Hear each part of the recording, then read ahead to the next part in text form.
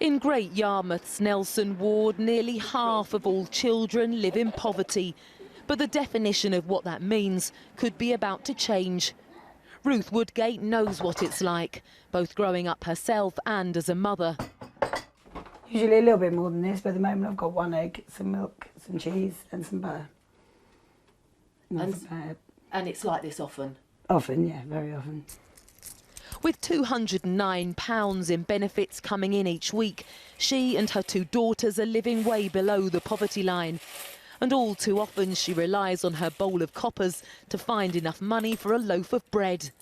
I know it's not my fault, but the way I feel, not having the money to do what I want to do for my children, to provide what I need to for my children, makes me feel like I'm failing them, and it makes me feel 10 times worse.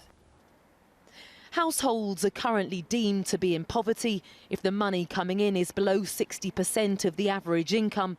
But a new report from the think tank Policy Exchange says that definition is too narrow and that social deprivation should also be considered.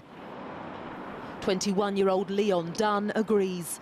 He says he had a difficult upbringing and by 11 was in care. Poverty is to do with family life, it's to do with you just live in arrangements completely, you know, what's happening at home. It's got absolutely nothing really to do with money. Money helps, but money ain't everything. The government is reviewing how child poverty is classified and a consultation ends next week. It's expected a new definition would consider more than just income.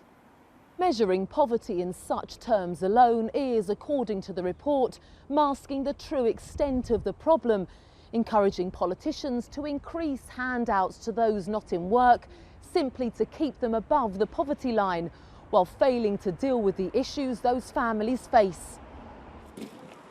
There's concern from some charities that an internationally recognised understanding of poverty could soon be ditched. But for Ruth and her family, definitions are irrelevant. She just wants enough money to survive.